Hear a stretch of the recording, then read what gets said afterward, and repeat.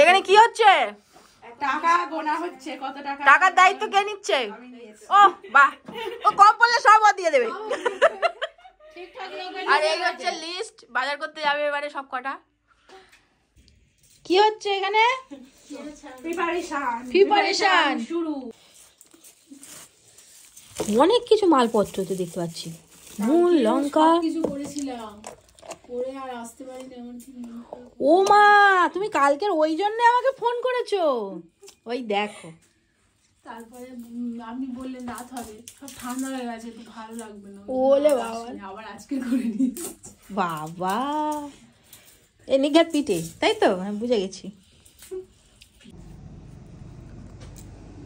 সত্যি আমি নিজেকে খুব লাকি মনে করি, কারণ দেখো এই স্টুডেন্টরা এতটাই আমাকে ভালোবাসে।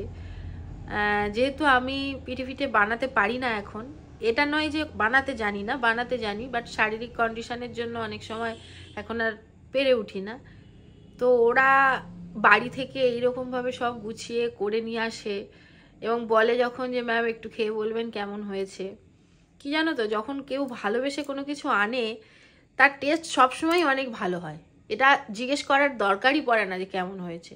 যখন কেউ কারোর জন্য একদম স্পেসিফিক্যালি তার জন্যই বানাচ্ছে কোনো কিছু, এটা ভাবলেই মনটা ভালো হয়ে যায় যে আমি তার কাছে মানে একটু হলেও তো ম্যাটার করি, যার জন্য সে আমার জন্য বানিয়েছে। আর এখানে বলে রাখি, ও কিন্তু কালকের আমাকে ফোন করেছিল যে ম্যাম আমি আপনার কাছে যাব। কালকের আমার একটা ক্লাস ছিল, তাই আমি সেখানে গেছিলাম, ফিরতে রাত হয়েছে। তো ওকে আমি বলেছিলাম আমার ফিরতে রাত হবে, তো সেই জন্য কালকে যেগুলো বানিয়েছি সেগুলো আর আনেনি, আবার আজকের বানিয়েছে, বানিয়ে নিয়ে এসছে। সত্যি সত্যি আমি নিজেকে খুব লাকি মনে করছি তোমাদের মতন স্টুডেন্ট পেয়ে। আমার সত্যি ভাষা নেই কিছু বলার।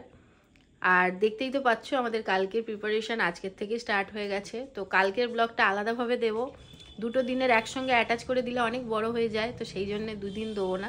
আজকেরটা আজকের মানে কালকের দেখতে পাবে তোমরা, আর কালকেরটা পরশু। এখানে কফি নিয়ে এসছি, চম্পু ঢালছে, সবাই কফি খাও। আর এই পাঁপড়, হ্যাঁ তুমিও কাজ করছো তো। 27 কিলো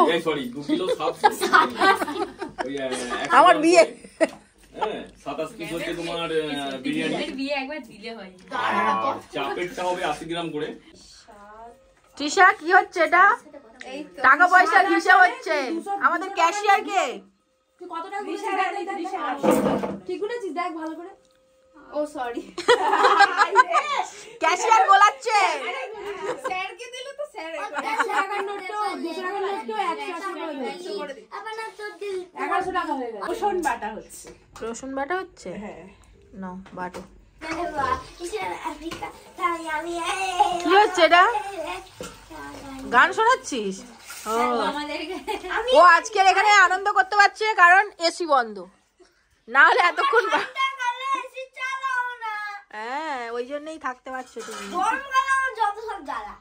হ্যাঁ সেটাই। বাহ, কোমরের বাঁকটা হেভি হচ্ছে। পিছনে লেগে যাবে। এখানে কি হচ্ছে ম্যাডাম? ও ম্যাডাম মশলাগুলোকে ভিজানো হচ্ছে। আচ্ছা, আগের বছরও আমাদের বিরিয়ানি একটা পার্টি হয়েছিল যেটা তোমরা দেখেছিলে। ওই ওই হলো আর কি, পিকনিক পার্টি সবই এক, ভাই ভাই। ও ম্যাডাম একটু তাকাও, ভালো আছো? আচ্ছা, দুজনে কাজ করছে আর আমরা বসে বসে শুধু ওদের কোম্পানি দিচ্ছি, গান শোনাচ্ছে। সব সব বাটাবাটি কমপ্লিট। তো আজকের ব্লগটা দেখলেই আমরা সব প্রিপারেশান করে রেখেছি কালকের একদম, যাতে দুপুরবেলায় আমরা বিরিয়ানি চাপ খেতে পারি। কেননা এইসব অ্যারেঞ্জমেন্টটা অনেক বড় থাকে আর সকালের দিকে শীতকালে সবাই আসতে একটু দেরিই হবে, তো সেই জন্য সকাল সকাল যাতে আমরা সব রেডি জিনিস নিয়ে শুরু করতে পারি, সেই জন্য আজকের থেকেই শুরু করে দিলাম। তো তোমাদের সঙ্গে সেটা শেয়ার করলাম।